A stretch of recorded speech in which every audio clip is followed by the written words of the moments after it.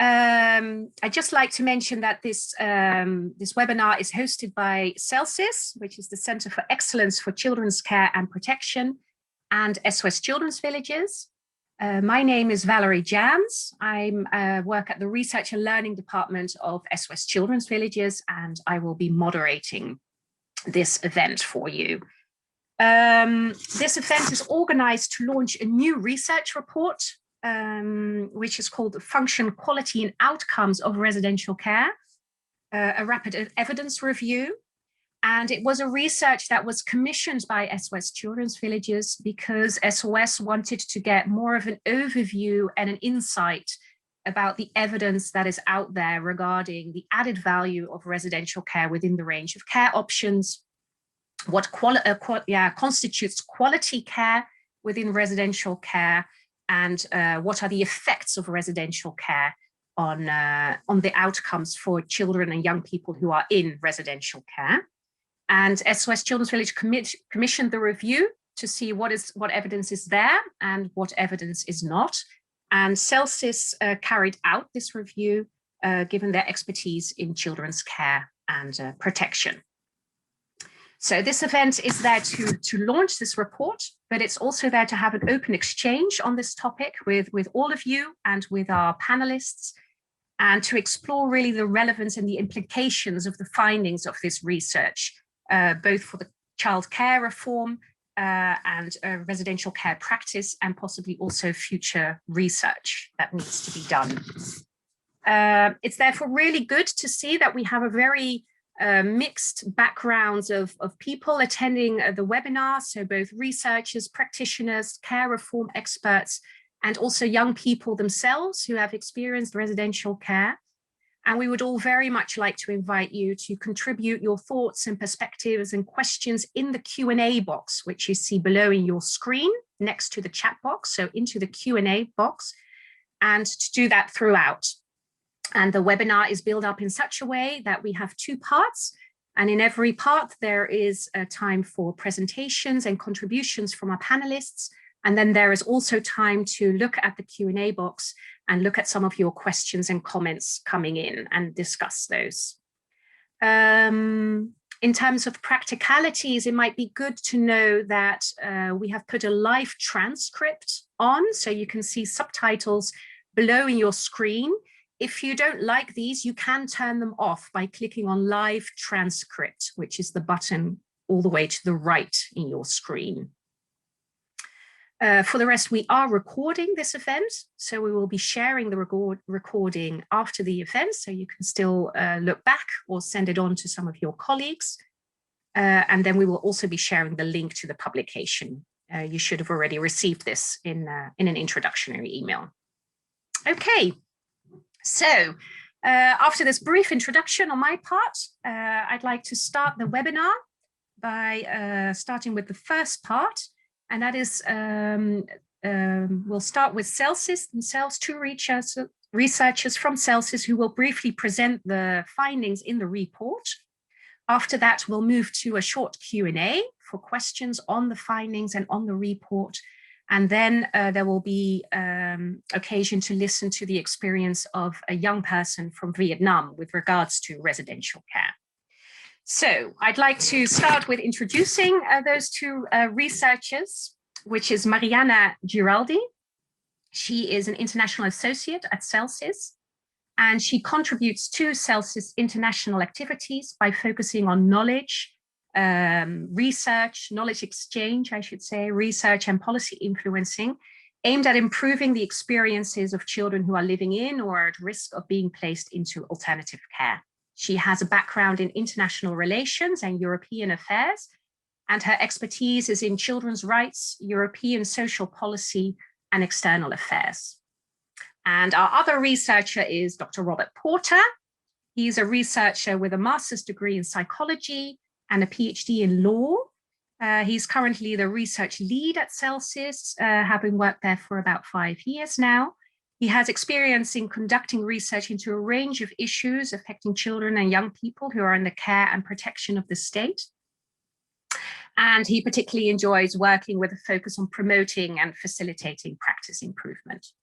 So I would like now to give the floor to Miriana and Robert for a presentation on the research. Up to you. Thank you, Valerie, for that introduction, and hello, everyone. We are very happy to be with you here today and to be able to present the results of this rapid evidence review on the function, quality and outcomes of residential care, which we conducted last year. So I hope that by now you can see some slides on your screen. And I'll begin today's presentation by providing some very brief contextual information. I will then move on to discuss the results of our research, looking at terminology and the function of residential care. Then we will look at the elements that facilitate quality and what outcomes, it can deliver for children. We'll then tell you more about the methodology that we use for our research before moving on to conclusions. So very briefly on some contextual information, just to bring us back to our shared awareness of the need of this work that is situated in the understanding that there's still a high prevalence of children in alternative care worldwide. And this in spite of international frameworks that really highlight the need for prioritizing prevention of family separation whenever possible and in the best interests of the child. What this guidance also tells us is that when alternative care is deemed to be necessary for the child, then the child should receive the best possible care option suited to their own needs and circumstances.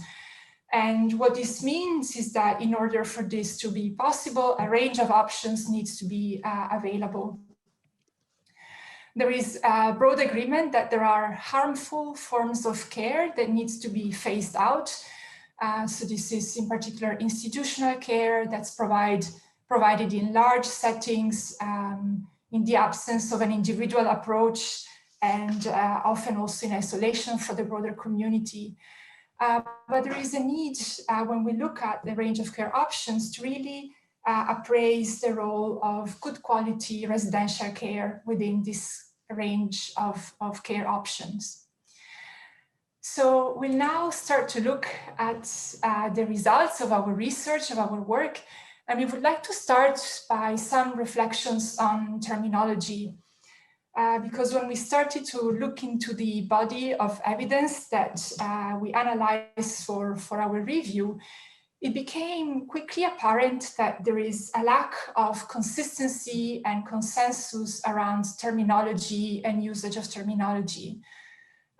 So you can hopefully see a word cloud with the different terms. I have two screens that show two different slides, so I just wanted to check that you can see the correct one. So these slides give you an overview of the great variety of terms that we encountered in the studies that we analyzed to describe different forms of residential care. What is worth mentioning is also that often definitions were not provided, and sometimes there was also a lack of more descriptive information that would give information about the settings or the particular kind of care that they provided, which makes it a bit difficult sometimes to understand what specific studies were actually analyzing.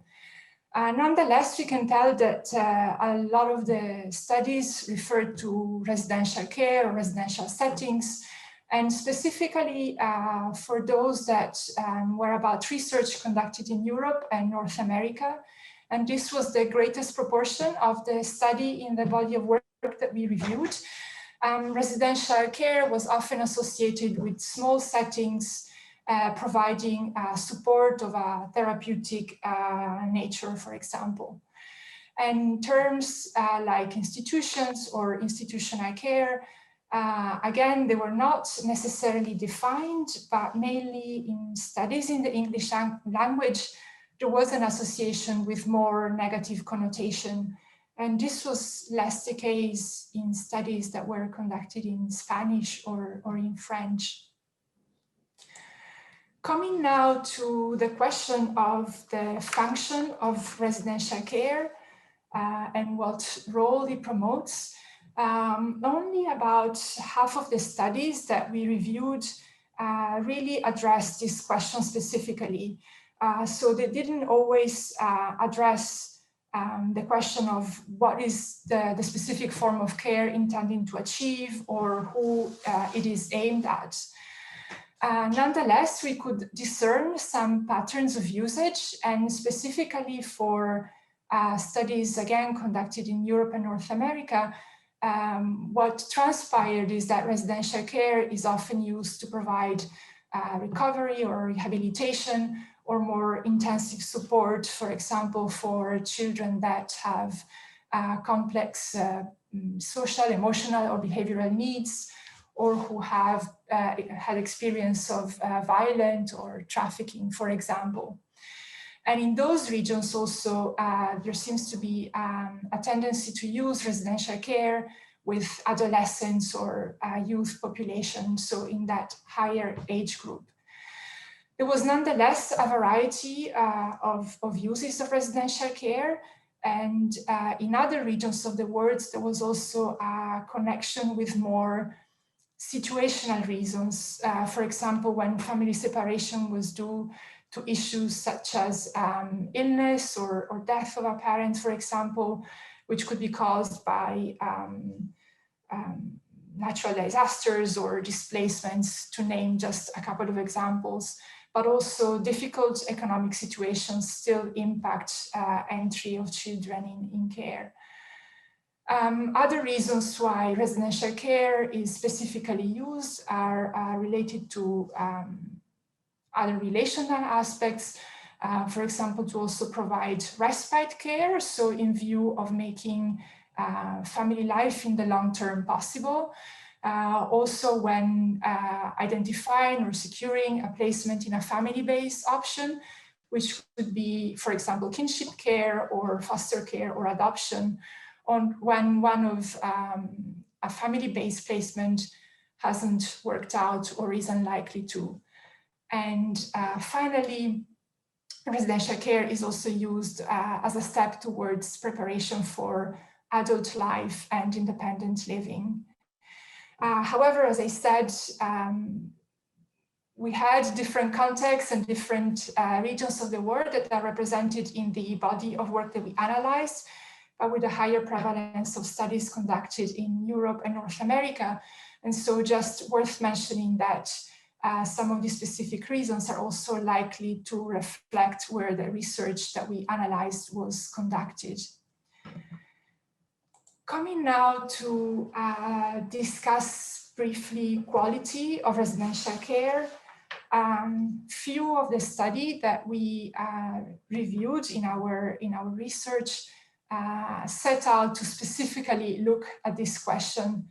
But in any case, about half of them refer to various elements that can help us understand what constitutes quality care in residential care, or what elements are likely to facilitate quality care. And this can be categorized in 5 broad groups relating to setting, to staff, to safety, and the treatment provided, and then also to outcomes, which we will discuss separately later. So obviously, all of these elements are important for all options of alternative care, but for what concerns specifically residential care, now I would like to focus a bit more on some of these elements that seem to be the most important or particularly important according to the review that we analyzed.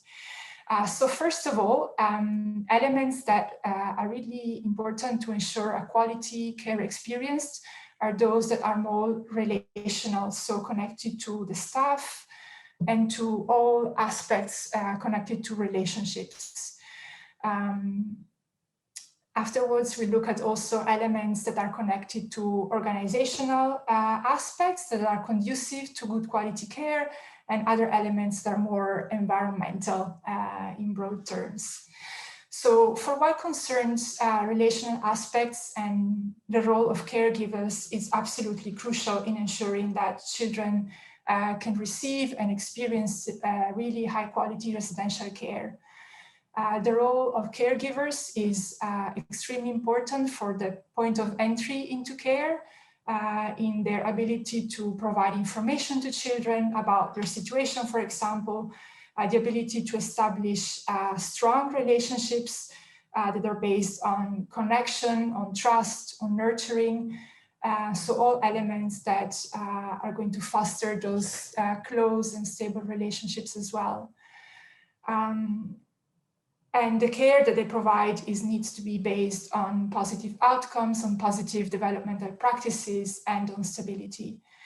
And in order for staff to be able to engage in children with this way, it's important that there are specific knowledge and skills already that they have, which can also be already considered at the point of recruitment, for example. And there were a variety of areas, of knowledge areas that are considered as important. To give you just a few examples, this range from a knowledge and understanding of children's rights, a knowledge of developmental milestones and how this can be supported, or how to provide, for example, trauma-informed approaches. In order also for staff to be able to work to high quality standards, there are a number of organizational aspects that need to be in place. So what is really helpful is an environment and an organizational culture that is conducive to the establishment of this relationship, but it also pays attention to carer well-being. The provision and availability of training, it's another element that really determines the quality of care. So the ability for staff to receive, for example, training in all the different areas that I also briefly mentioned earlier. Another aspect that was highlighted in studies that we reviewed was a culture that is not strongly risk averse.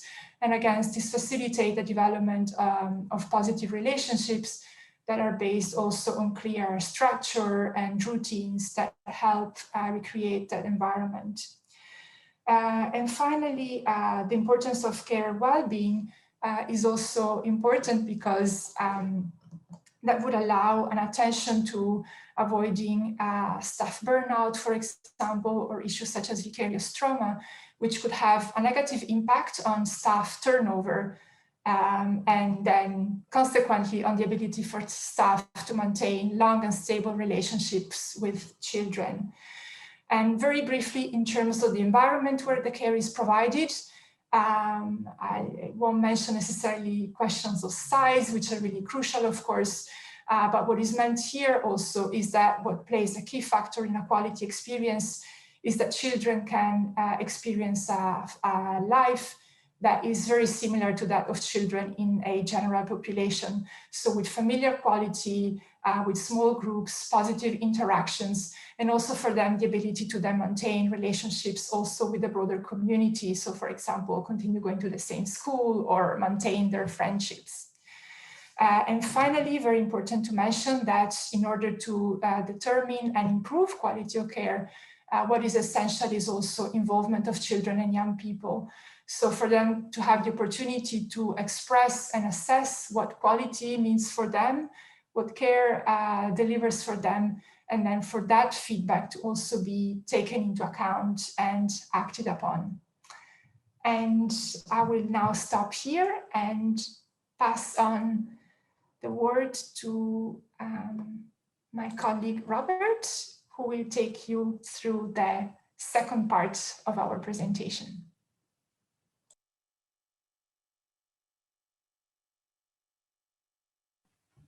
Thank you, Miriana, for that great little presentation. And I'll pick up from here to talk about the outcomes element, and then also about the methodology that we used a little bit before moving on to think about the conclusions and what that might mean looking forwards. So to begin with those outcomes, overall, it's one of the clear outcomes from this review of the literature seemed to be that there is clear evidence that institutional care is detrimental to the well-being of children and young people. And again, thinking back to that piece by Mariana there about the definitions, institutional care, thinking of large-scale institutions with low carer to child ratios, with having primarily a focus on satisfying the physical needs of children and young people, as opposed to providing personalized, tailored care. However, there was some evidence of a negative impact of residential care also. Now, this definition, of course, is problematic because, or rather, separating out these two things is really challenging from this body of literature, because as Mariana highlighted in relation to terminology, what we found was that a lot of these articles didn't really differentiate at all between what was residential care or what was institutional care. So there was a real blurring of the boundaries of what constitutes residential or institutional care, with many papers using the terms interchangeably. So using the terms residential and institutional care to refer to exactly the same care setting. And also to papers referring to institutional care, something, a setting that we might understand as being more akin to residential care. So perhaps small group homes, high care to child ratios, personalized care, things like that. And others referring to residential care situations that we might consider to be more institutional. So the opposite of those things. So that is a fundamental real challenge to interpreting the literature in this area. And that applies to the outcomes as well. But where it was clear that it was an institutional environment, it's very clear that there was evidence of detriment to children and young people. And like I say, there is some evidence in relation to residential care as well, but it's much harder. The residential care has specifically. When we look across the papers in relation to outcomes, what we can also see is that there are a really wide range of outcomes studied. And we refer to it in the report as a mosaic. So there's a lot of different studies looking at real specific differences and outcomes for children and young people who have been in residential care. And these predominantly relate to issues around behavioral, psychological, social, and emotional needs. And it's also really clear, and it's important to remember that a lot of these, there's very little duplication, if you like. So there's very little checking back and using the same measures on the same kind of a population or looking at the same factor across papers. Every paper takes its own little area which it focuses on for good reasons. But when you start looking across, that makes a mosaic where it's very difficult to draw generalized conclusions. Those outcomes are also tend to be very deficit based. And by that, what I mean is that they focus on negative outcomes for children and young people. So they focus on social challenges, emotional problems, behavioral difficulties, psychological shortcomings compared to another group, for example. And what they don't do is perhaps look also at the positive aspects which the care can provide. So whether that might be, their longer term outcomes, education outcomes, or things which might be more positive, that they're quite focused on negative deficit base. And they're also quite short term. So there are very few studies which actually looked at the longer term outcomes of residential care through into adulthood, understanding that global impact of residential care for children and young people as they continue their lives. When we look at the outcomes literature, there's a lot of mix of methods and methodologies. So there's quantitative methodologies, there's qualitative methodologies, and there's a real mix of different approaches. But one of the core challenges which runs throughout this is a challenge of attribution in relation to the impacts and the outcomes that are being found. And that is an attribution as to whether that outcome is attributable to the care that they are receiving while they are in that residential placement, or whether in fact it's due to pre-existing conditions, pre-existing experiences which predate the residential care. And it's really difficult to pull those things apart because there is a very strong selectional bias going on in relation to children who are in residential care. Children who are in residential care are often there as a result of very strong selection biases, because they have complex needs, because they have particular circumstances which make their care very difficult. And so it's very difficult to pick out what's the care and what's the what was pre-existing, if you like, or pre-existing experience. Now, one of the studies, or group of studies really, that does do something in relation to this is the Bucharest Early Intervention Project. And that was a very large and very influential study in this area, as I'm sure many of you know. And it has produced a large number of articles. And it's very influential because it used a very strong randomized control trial methodology, which is a methodology which is very effective at starting to parse out that what is the result of the intervention and what is the result of pre-existing conditions. And as I say, the Bucharest Early Intervention Project was very influential. However, I am cautious about what this study can actually tell us about modern residential care. The care that the Bucharest Early Intervention Project was looking at was really what we would currently understand as very institutionalized care. So it tended to be institutions with children numbering in the hundreds, low carer to child ratios, a real focus on those physical aspects of care rather than those emotional, relational, developmental aspects. And these are really things that we consider something of an anathema in modern residential care, which we would aim to have be very low scale, very small scale, high carer to child ratios, things like that. And so I think that while it has been very influential, we need to be really careful about taking the findings from the Bucharest Early Intervention Project and applying them to what we currently consider as residential care. And I think that's something that we need to really think about in this body of literature. So I'll now just talk you quickly through the methodology that we use. So as Mariana highlighted, we used rapid review methodology, Kangura's rapid review methodology. So essentially a methodology that allows you to do a rapid review of the literature. It's systematic, but is not as thorough or in depth as a full systematic review that you might find in the Cochrane collaboration. It focuses on producing usable knowledge in a relatively short time scale. Our searches covered a five-year span between 2015 to 2019 inclusive. And we did searches in English, French, and Spanish literature. The review process, it started with those turned up approximately 1,500 abstracts, which were then reviewed. 200 abstracts were then included in full text analysis. And from that, 111 full text articles were included in our final analysis. And what happened is that as a team, we analyzed the papers into a pro forma and extracted information from those papers into a pro forma, which was then used as the basis of our analysis. So running through, and that analysis was designed to answer the questions that we'd been posed. And you can find out more about that methodology at the reference. Of course, you can read the report, and also you can ask some questions later on. But I'd like to move on to spend more time thinking about actually those conclusions and what does this mean. So I think across the piece, that terminology issue is a real critical point for the literature in this area. And the sad fact is that there are no clear definitions which are used to distinguish between residential as opposed to institutional care. And this is something which is really challenging because there is a agreement in it, that institutional care, and it's clear from the evidence that institutional care is detrimental to the well-being of children and young people.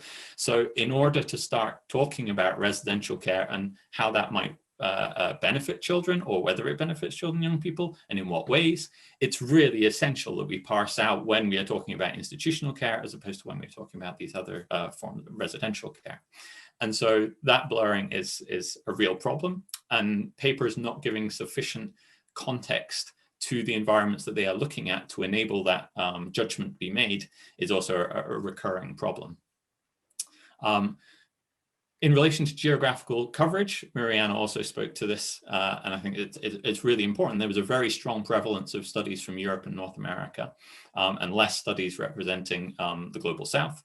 And that's really important for a number of reasons, partly that the difference in reasons why residential care is used. So there is a geographical difference in overall. Of course, there are examples of all types all over the world, but also the context and cultures affect our understanding of the purposes and use of residential care. And it's really important that we start to understand those social, cultural, socioeconomic circumstances in which residential care is operating in these circumstances, so that we can really understand the context that is trying to have an impact, the purposes to which it is being put, so that we can start to understand where and when it is actually being effective, or where and when it is presenting challenges.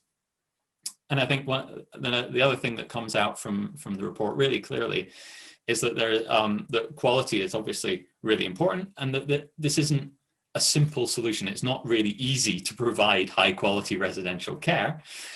It requires all those things that Mariana was talking about. So it's important to think about that, having the continuity of care, enabling those relational aspects to be developed for children and young people, to have a relationship with a key worker, to have personalized care, to have the individualized support, to be able to pursue their own interests, that high level of staff training and understanding of all these different issues of attachment, of trauma, of child development.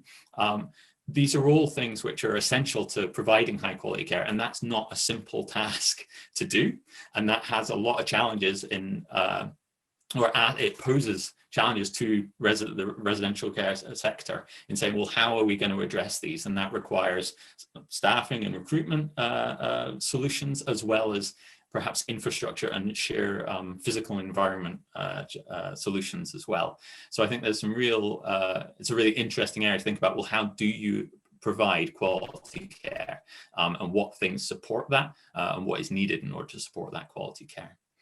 And then from looking across the literature, it's really clear that there are some really key areas for development that, as we see them from in the area of residential care. One of those is actually linking two of the areas that we looked at, and we were almost surprised to find that there was a lack of literature which actually linked quality and outcomes. And so there was a body of literature which would look at quality and say, what did people think was high quality care? How did things adhere to evidence-based interventions, for example? And there was some which looked at outcomes, but very little that looked at, well, if you do quality care, how does that affect outcomes? And that's obviously a really key strand that we need to develop, and we need to start learning about the interaction of those two things, because obviously high quality care, our understanding of it is that it should produce high quality outcomes. One of the other things that also Mariana picked up on is that there was very little that focused on the views and experiences of children and young people. They were really quite marginalized in the research that we looked at. There was very little that consulted or worked with children and young people directly. It was much more common for it to be done indirectly, through the views of carers or staff in residential settings, rather than speaking to children and young people themselves.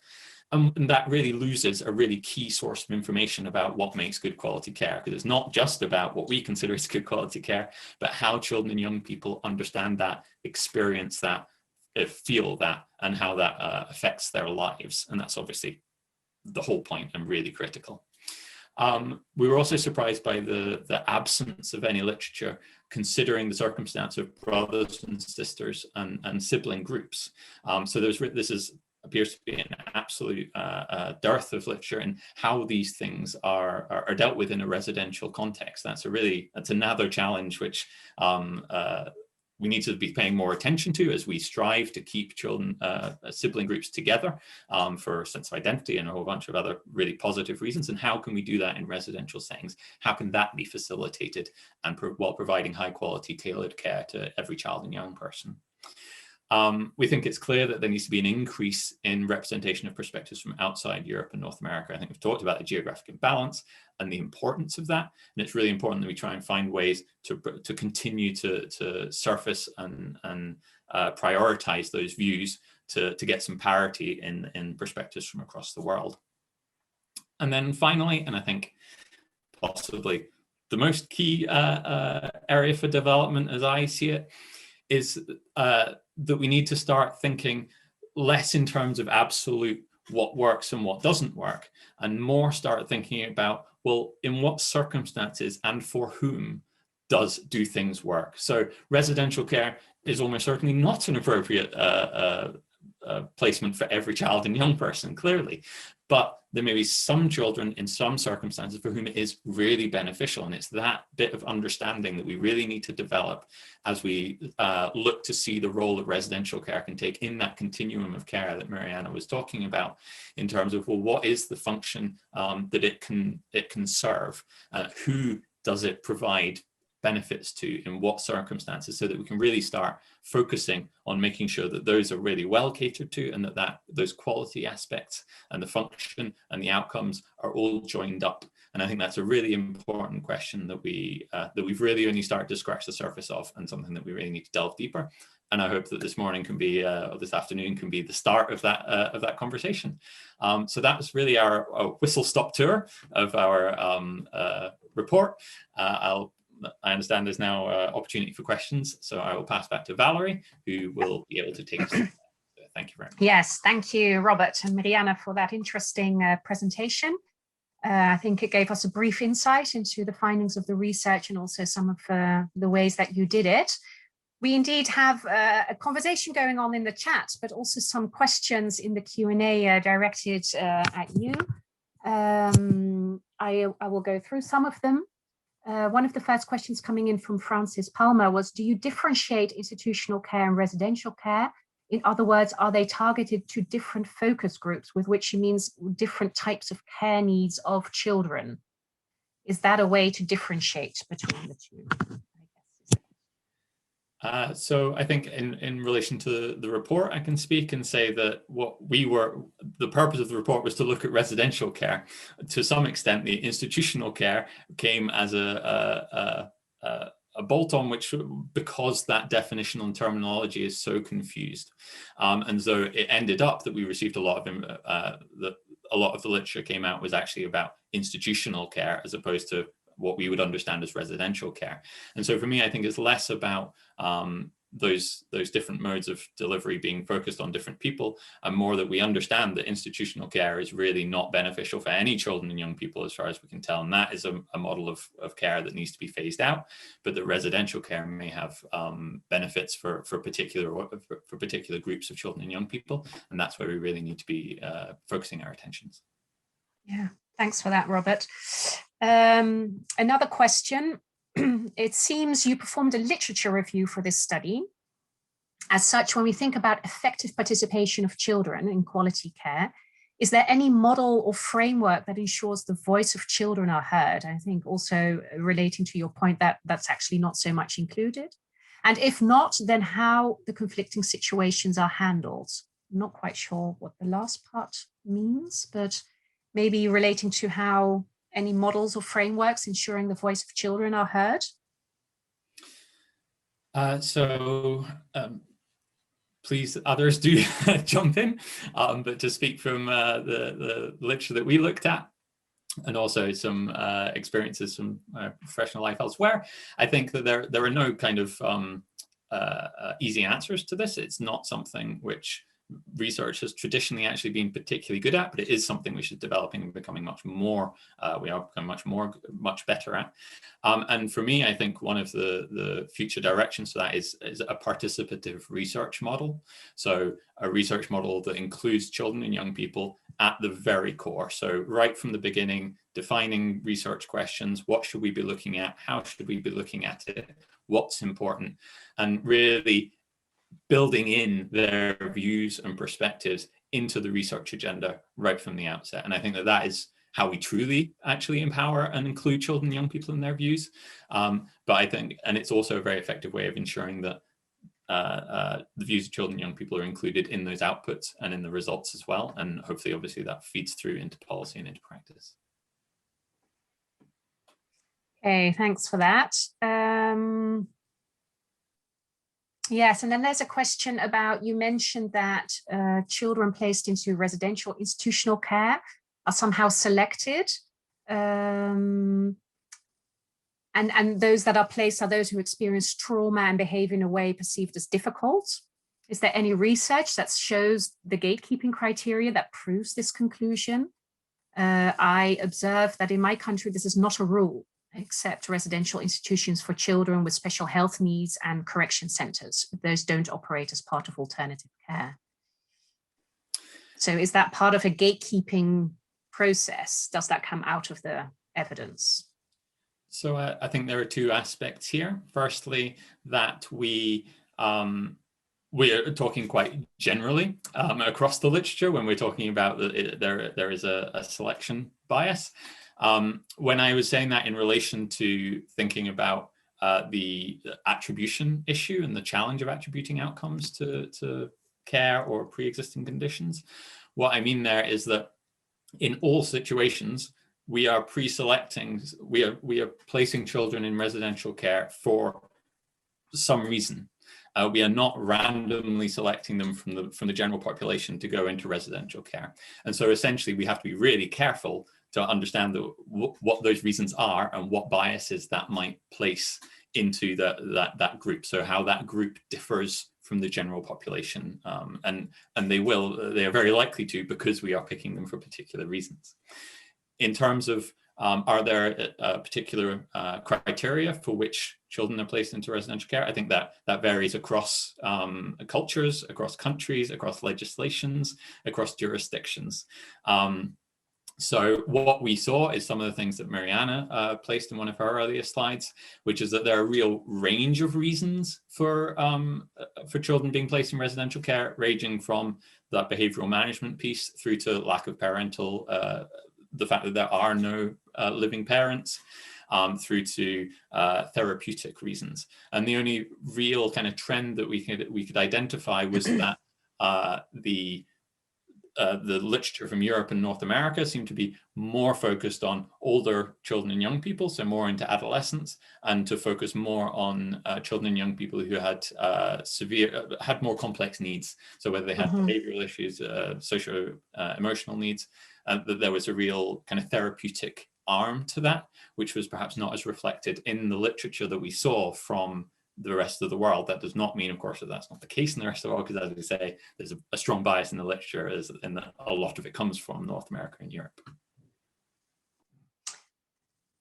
Yeah, and related to that, can you offer any reflections on the purpose of residential care in North America and Europe and other parts of the world, acknowledging there was limited research on that, but is there maybe a difference in purpose between those regions with regards to residential care? No. I'm also waiting to allow others to jump in, because I feel like... Yes, maybe Miriana, you'd like to take this one? Yeah, I can take this one. And I feel in a way Robert has also just answered that question, because obviously the results that we present here are based on a specific body of literature that we analyzed that was skewed towards greater number of papers and studies from Europe and North America. And as Robert said, in those contexts, there is more this tendency to look at residential care for children or young people with complex needs and that provide a therapeutic or treatment-based. While in other areas of the world, what was highlighted in the papers that we saw was a variety of other reasons that could bring children into residential care as well. So what we broadly termed as situational reasons, which also include a wide variety of factors like economic circumstances, poverty. In some contexts, you also saw there might be some cultural context to that. So for example, there was a paper from China that spoke to the one-child policy or cultural norms towards children born out of wedlock, for example. But yeah, so broadly speaking, we could see there's a variety of reasons that are either linked to children's needs or to situational or relational aspects as presented earlier. Okay, thanks, Miriana. I think we'll do one final question and then we'll move on. And I'm just going to say there is another moment that we have a moment to exchange. So if your questions didn't come up, then maybe we can look at them in the second part of the event.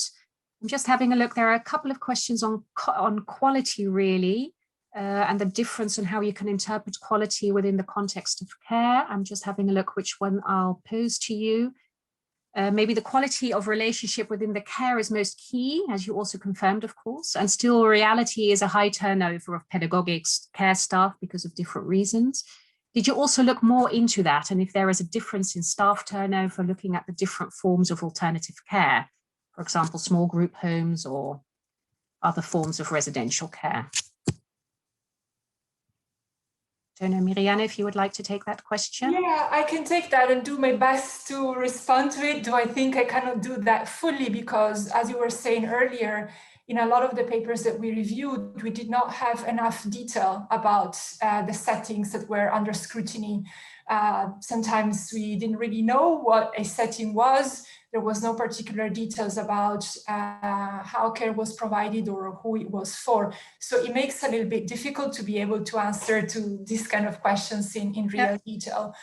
But the narrative that transpired from those papers was that the relationships piece is really key. And obviously, as we also said in the conclusions, there is a need to have research from across continents, across the world, because culture and context play such an important role. But nonetheless, what we could see in our papers was that relational and staffing aspect, if you like, are really very, very important in ensuring a quality care experience because of the opportunity to have that individual approach, creating stable, nurturing, positive relationships, both between children and carer, but also, for example, among children. The continuity of relationships with their friends or schools and so on was another aspect that was really important to enable that quality and well-being. But then the other elements touches upon staffing and organizational aspects, right? When we come to look at things like ratio of children to caregiver, the smaller number of children per caregiver, the easier it is to have that strong bond and good relationship, but also the conditions and the culture in the organizations are really very important enabling factors. So what support is provided to carers? Are they able to engage in self-awareness, self-reflections? Is there an understanding of the support that they need and the impact that also caring for a group of children can have? And all of those aspects are really key in ensuring that staff turnover stays low and that the stability of those relationships can last in the longer term.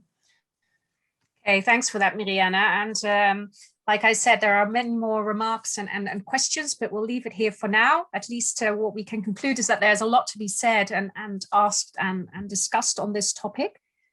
For now, I just want to move us a little bit from the theory to the really practice, if you could say, or to the reality of actually experiencing care. I would like to share with you in a little bit a short video of Duc, who is a young person living in Viet Nam. And because he wasn't quite sure if he could be here, we recorded a video in advance, but in the meantime, he is luckily present during the webinar as well. But in the video, he will share some of his experiences and views on residential care and what constitutes quality in residential care. And before we move to the video, I would like to briefly introduce Duc, who is 22, I must say, years old, and already graduated in international business. He has spent almost all of his childhood in residential care in Vietnam.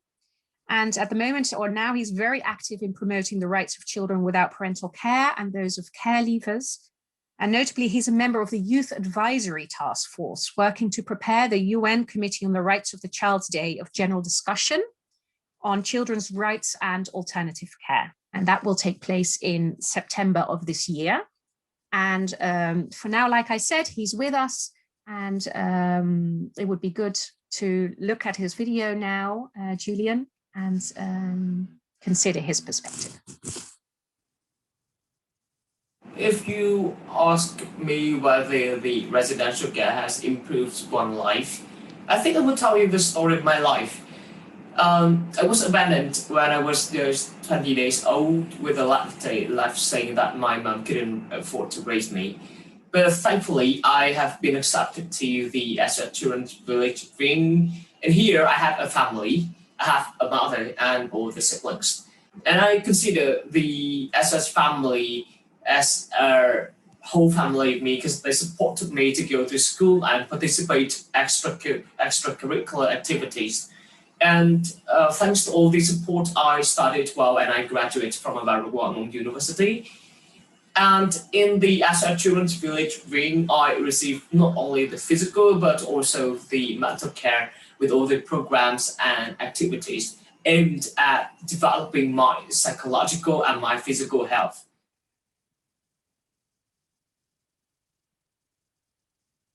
I think we should have all the following key principles to ensure that the residential childcare is a positive choice for any children and young people.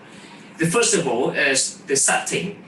I believe that quality care is provided in settings that are familiar, home-like, affording opportunities for the connection, and they also stimulate the practices and activities for children to thrive. Second, is the staff. I mean, the residential childcare should have high expectations of staff as committed members of a team, as decision makers and as activity leaders. In support of this, children's home should ensure that all staff and all the managers are engaged in ongoing learning about their role and about learning about their children and the families they work with. Last but not least, I believe the third column should be the safety and the treatment. What I want to say is that the residential care should be attentive to the children's needs. They should support emotional, mental, and the physical health needs as well, including the repairing earlier damage to the self-esteem and encouraging the friendships among the children. First, I think we should provide specific support to those families which are identified as being at risk of their children should be placed in the care. And second one, when we talk about the caregivers, when all the children living in the care leave the care, they encounter a lot of difficulties and challenge. So I think that we should provide different forms of support to these people when they leave care, so that they can have a better foundation when they reintegrate into the society. Last but not least, it should be the child and young advocacy. I mean, all the children and young people, they should always be involved in the process to develop their living care plans, or they should speak out their words, and there should be their role in, and they should integrate. No, I mean they should involve in the decision-making process, so that they can join themselves in deciding what their life gonna be. I think all of these points that we can do to support our children and to make residential care a better place for every child and for every young person living in them. Right, thanks Duke for that contribution. I know you're part of the webinar, so you can hear this. And yeah, thanks for those views. I think it just points out the necessity of really also hearing the opinion of people who have actually experienced and lived in residential care and not just studied it or organized it. There's more time, like I said, later on. We are now going to move to the second part of our webinar, where we would like to focus on reflecting on the research findings themselves. Again, we would really like to invite you to share your comments and thoughts in the Q&A box. But to facilitate and open the discussion, we have invited two guest speakers who we've asked to read the research report and share with us their perspectives on the research and how they feel the findings resonate with their own experiences, both as a researcher and as a care reform expert. We will start with Chandrika Khatiwada. Chandrika is the director of the Institute for Legal Research and Consultancy in Kathmandu in Nepal. and has conducted research and studies that support care policy reform in Nepal. Among other things, he has been instrumental in aligning the principles of the UN guidelines for the alternative care for children in the national policies of Nepal. So great to have you with us, and please share with us your perspectives and views, and just to be mindful of the time, to remind you to do it in approximately 5 minutes. Thank you, Chandrika, the floor is yours. Thank you, Vlad. Good afternoon. Thank you very much for this opportunity, and I'm very happy to share some of our efforts here in Nepal. I'm an advocate and have been working for promotion of the rights of the child by engaging in research, policy advocacy, education, and training. In this brief sharing, I will talk about very briefly children's homes in Nepal, the policy concerning alternative care, and how the evidence review on function, quality, and outcomes of residential care supports us here in Nepal in our efforts.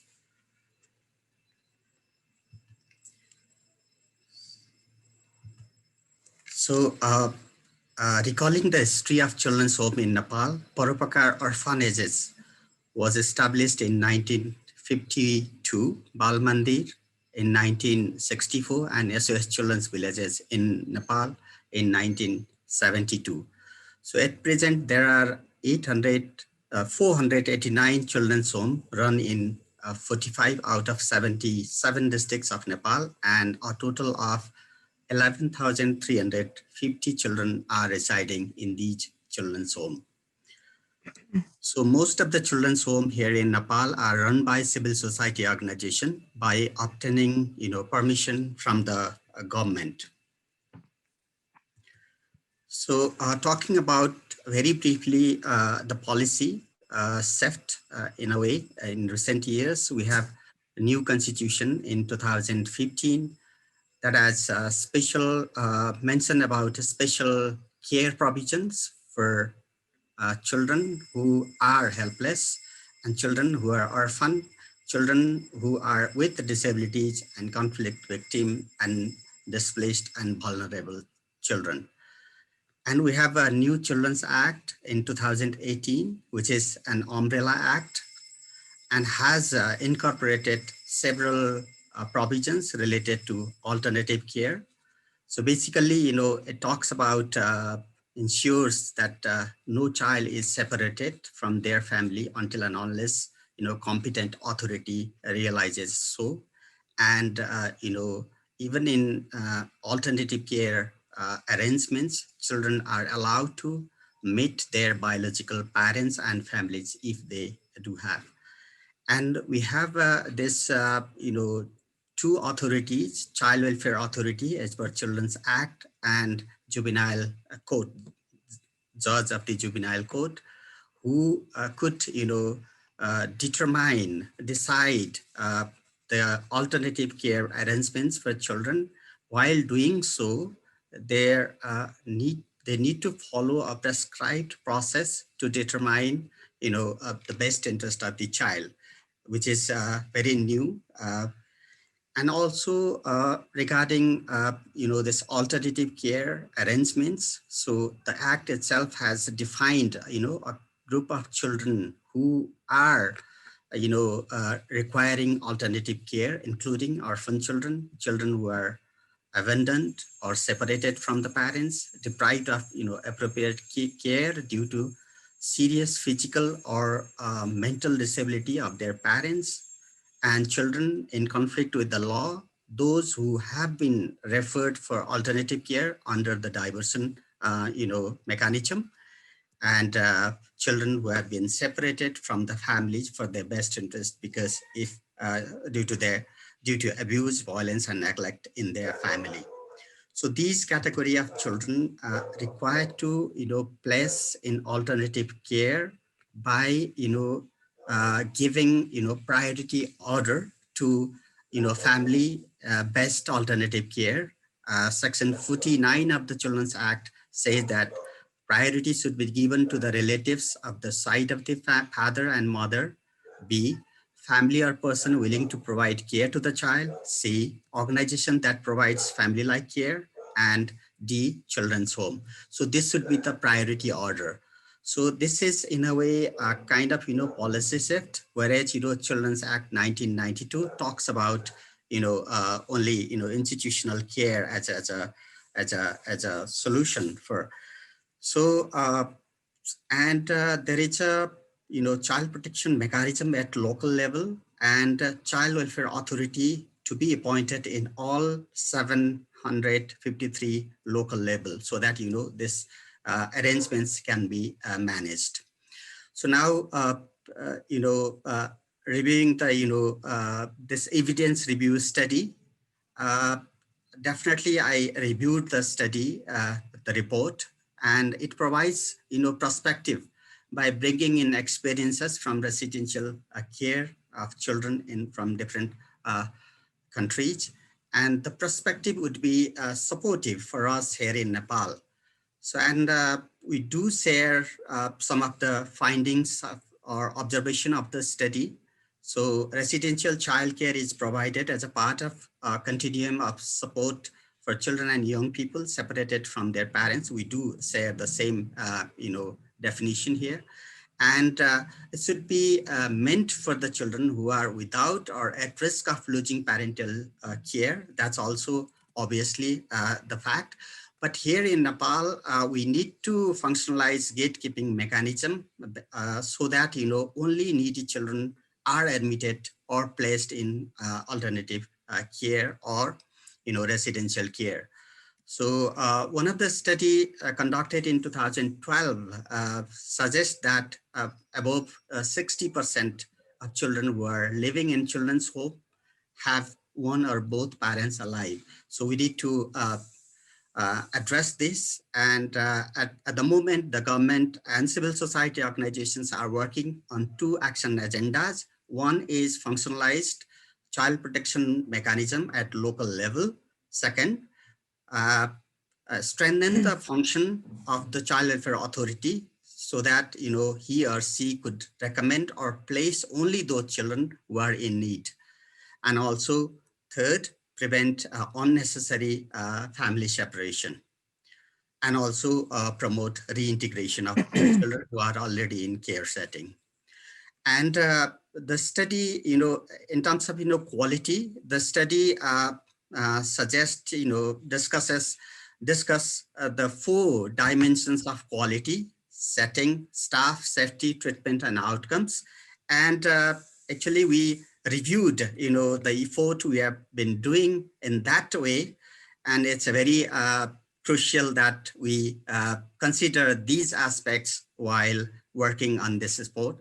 And also this capacity enhancement of caregivers is very important for providing information, creating opportunity for children who are in residential care or alternative care setting, and also providing them emotional support. We do share that.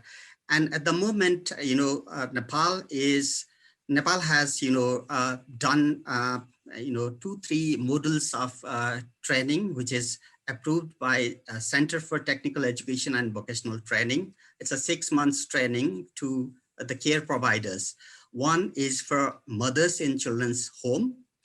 Another is for psychosocial service providers in targeted to children's home. And the third one is child protection actors who could, be, instrumental for helping a local level child protection structure as well as, managing child protection concerns at local level. So just, 2 things I would like to highlight about this providing opportunity for children and young people to share their views, perspective, and experiences. So the Children's Act 2018 itself requires that, there should be, opportunities should be given to the children to form children's own organization. Section 8 of the Act has clearly stated about that. And most of the majority of the children's club here in majority of child care homes here in Nepal have children's club. And in those in the club, children discuss about the issue, they share some of their expectations, and also they try to understand about their rights and also raise concern if there is a safety and protection related concerns. And another point is very crucial, and we are implementing that, is that so every institution, including child care homes, required to formulate and enforce child protection standards at institutional level, so that safety and protection of children could be ensured. And okay, Chandrika, mindful of the time, we need to be rounding up. Last point, they require, yes, definitely this study has provided us some perspective on our table, and at the same time they're required to conduct several studies on different aspects of alternative care, so that we can learn from our experiences, learn from other experiences from other countries, and also improve our effort. The ultimate goal is to provide quality care to the children who are in need of care and protection. Thank you very much. Okay, thanks, Chandrika. It's very interesting to hear from your context and your experience, how you've perceived it. We're quickly moving on to Dr. Manuela, who is also with us as a guest speaker. Dr. Manuela García-Quiroga, I hope I've pronounced that correctly. She's associate professor at the School of Psychology at the Universidad Catolica in Chile. She has a PhD in psychology from the University of Birmingham in the UK, and a master's in child and adolescent clinical psychopathology, and from the University of Barcelona in Spain. And she also has a diploma in the promotion of secure attachments, so that's quite a lot. She's dedicated to teaching, research, and clinic with children and their caregivers, and she has developed a line of research in alternative care, both in the residential and in the foster care, with an emphasis on effective bonding in these contexts. And most recently, she's also conducting research regarding child participation in decision-making. I'd like to invite you to share with us your thoughts in, again, approximately 5 minutes, considering we need to be mindful of the time. Thanks. Thank you, Valerie.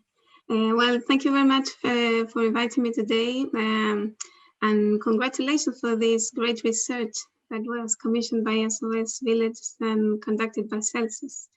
I think the main questions that guided this study, so the purpose of residential care, what facilitates quality in residential care, and what effects does residential care have on outcomes for children and young people, are really very, very relevant to improve the situation of thousands of children and young people that live in residential care today around the world. This study has also, I think, important implications for future research. Well, there are a few things I would like to comment from my point of view as a researcher in the topic. First of all, I think research in the last 20 or perhaps 30 years has focused mostly in foster and kinship care. And I think the main reason for this is that after all the studies that were conducted in Romania, in very large institutions, the idea that was established was the need to end with residential care and move all children to family-based care, so kinship care or foster care. So most researchers just stopped researching about what factors could improve the quality of residential care. However, as it has been mentioned before, not all residential settings are institutions, like the ones that were studied in Romania. And not all children can or should be moved to families. So I think for this topic, there is no one size fits all. And there are many cultural and social reasons, and also several reasons linked to specific situations that are present in children's lives, which makes it impossible to place all children in family-based care. So many children live and will continue to live in residential care. And it's very important, I think, to identify what factors can be improved in these settings in order to provide good quality, high standard care to these children. I think this research contributes significantly to achieve this goal. In second place, I would like to talk about the importance of the child-caregiver relationship. One of the main results of this research regarding factors which can facilitate quality in residential care is the importance of caregivers and the key role they play in children's lives. This is a factor that has been underestimated in many countries and in many residential settings. In my own research, I have found that the relationship that children establish with caregivers in residential care is the main predictor of their well-being. And in this sense, it is very important to ensure stability of placements and continuity in caregiving figures in children's lives. However, this has been often overlooked due to maximum length of placement standards. As a result of this, many children have been moved several times from one placement to another in order to reach these time standards, and this has a detrimental effects in their lives. So I think we need to consider both the maximum length and the stability that is needed by children in order to provide good quality of care. Last but not least, the conclusions of this study have implications for future research. Especially important is the need to further study children's views and experiences in residential care. Recently, I have been exploring this topic in my country, and children and young people themselves highlight the importance of stability in care and the significant bond they establish with specific caregivers in residential settings. Children and young people also highlight their points of views should be considered regarding the relationship they have with the carers and the level of participation they are allowed to have in the decisions of about their everyday life in residential care. These are some of the several interesting topics that were addressed in this research, and I hope future studies can focus in children's views, and above all, I hope that the results of this study will be considered in the implementations of measures that can improve the conditions of children and young people in residential care around the world. Thanks, Manuela. Thanks very much for that really interesting contribution. Let me open the floor a little bit. Let's have a look at the Q&As. I think there are still a couple of comments left from our previous session and a couple of new ones coming in.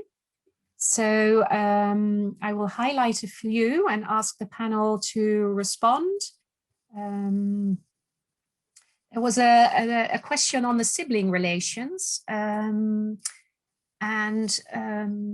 Generally, it was felt that preserving sibling relations is something that is not only an overlooked concern in relation to residential care, but in relation to any form of alternative care.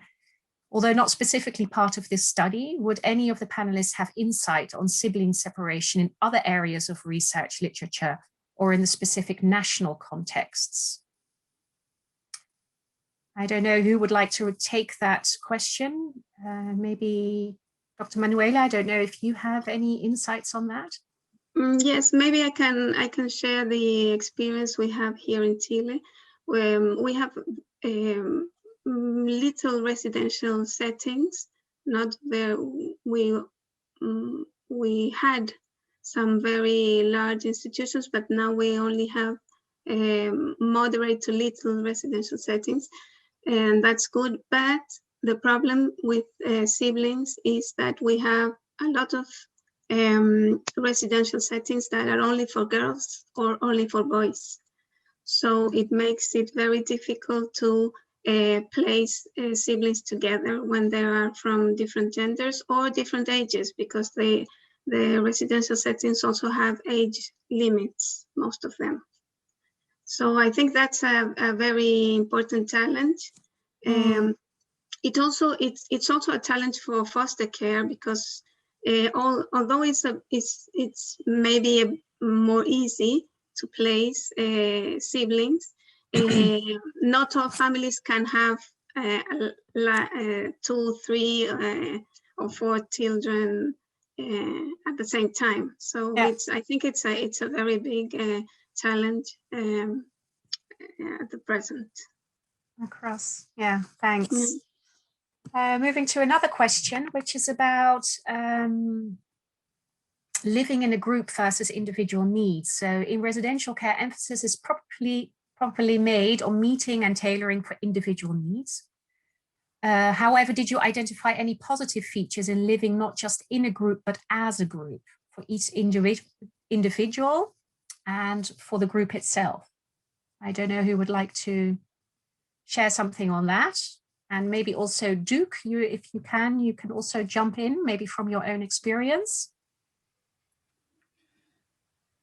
I would happily share from... And otherwise, Robert, yes? From the perspective of the research, and perhaps I think it would be really interesting to hear from Duke in terms of how that actually feels and the benefits that might be there.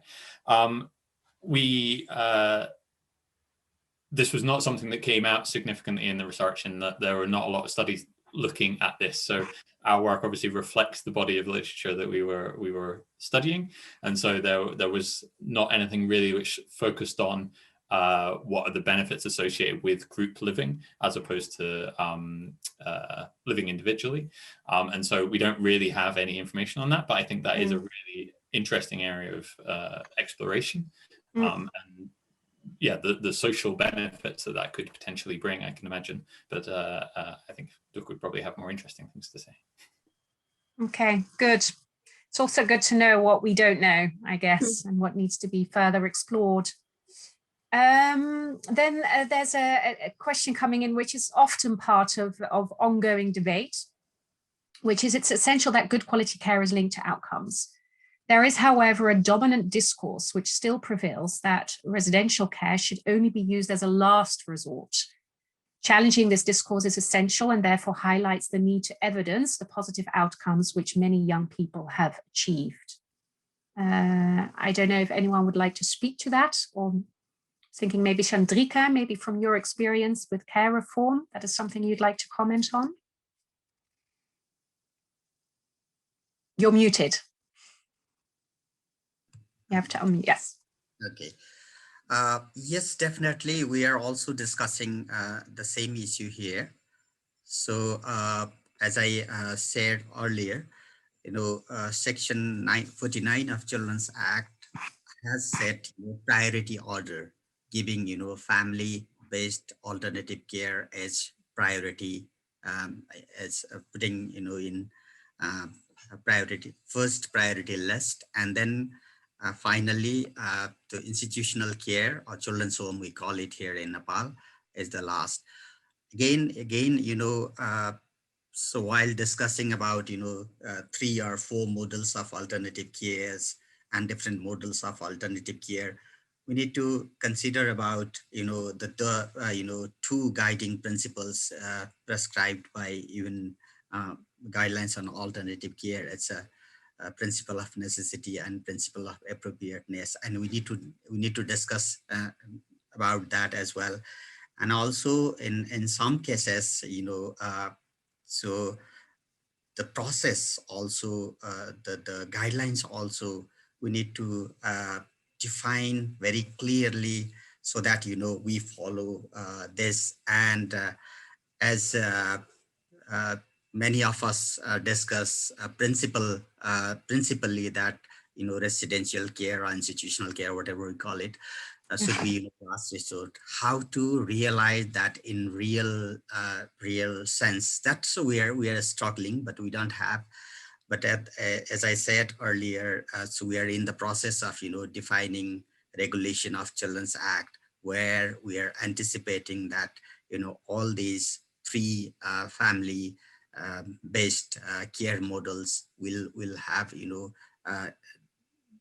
very precise guidelines so that we can functionalize it, and so try first, second, and third, and then go to the institutional care as a last resort.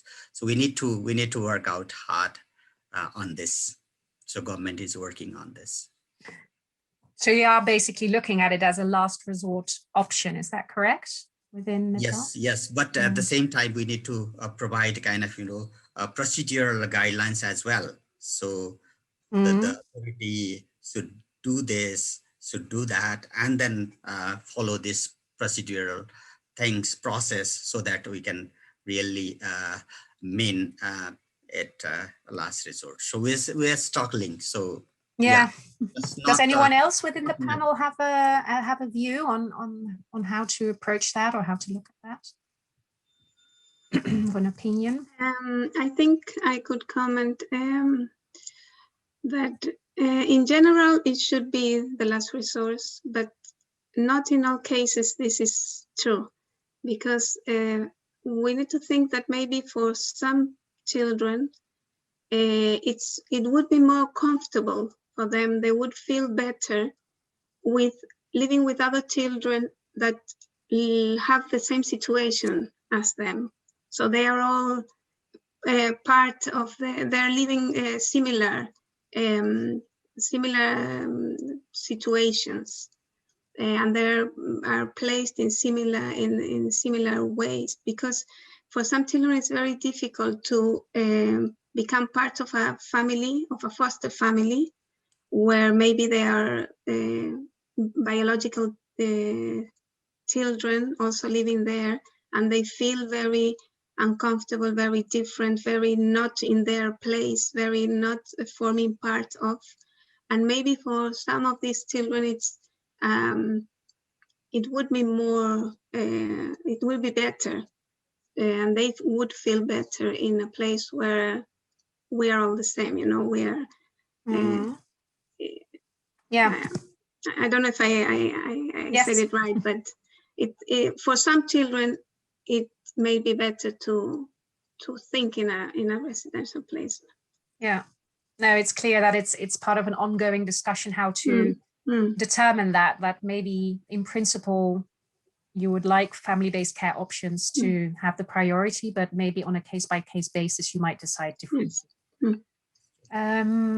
Just maybe one final question, I think, and then we already need to be closing, is about quality, really. There have been a couple of questions on how to look at that from a cultural point of view. Also, a question coming in about defining quality. What does research say about what specific goals or outcomes we should focus on in order to improve overall quality of care? Maybe to combine it with another question or comment, which was also about the way that the social and cultural norms could also influence that. Maybe, I don't know who would like to, maybe that speaks to either Miriana or Robert. Maybe you could say something about what research tells us about that. So this is a difficult question to finish on.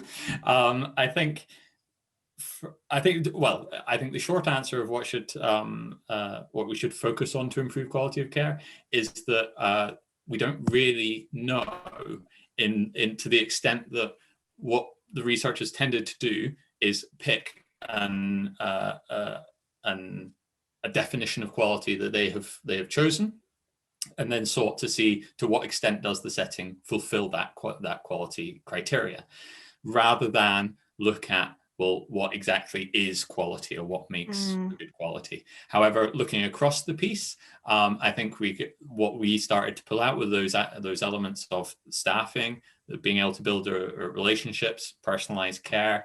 These are the things that are really seem to be most likely to have the biggest impact and to best create the best scenarios for children and young people to thrive. Yeah. Just to round that up, I see one final comment coming in. Oh no, that's somewhere else. Something like, this is why we need data. Can't find it now. Anyway, I'm painfully aware of all the comments and questions I haven't been able to read out and comment to. I think it creates an increased awareness, if we didn't already have that, about the need to discuss this topic from all different perspectives, and also on different issues such as quality or function or what are indeed the outcomes of residential care, and the need also to differentiate between institutional residential care and be clear what it is we're actually talking about, as well as know in what context are we actually talking about this and how can that be relevant again on outcomes and the way we look at it. But for now, I must say we are ending the end of this event. We're ending the closing of this event. So with that, I would like to thank everyone who was part and who listened. Thank you for joining, and thank you for giving us your comments and thoughts, and for listening. And let's keep exchanging on other platforms and fora and whenever possible. A very special thank you to our contributors and speakers, Miriana, Robert, Chandrika, Manuela, and Duke from Viet Nam. I would say also a special shout out to our colleagues at CELCIS and SOS Children's Villages who organized this event, which was, I think, most notably Claudia, Miriana, Julian, and Emma. Thank you. The publication, again, you can find on the website of CELCIS as well as on the website of SOS.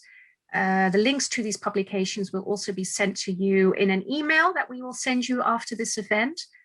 In this email, you will also find the link to the recording of the webinar so that you can forward it to maybe other interested colleagues. And finally, we would like to point your attention to a brief questionnaire. We would be very grateful if you could fill out so that we could understand a little bit how you experienced the webinar and maybe possibly how we could improve it next time. So with that, we've come to the closing of the event. Again, thanks to all of you for participating, contributing, listening, learning, and I would say have a wonderful afternoon, and looking forward to continuing the conversation at another time. Bye.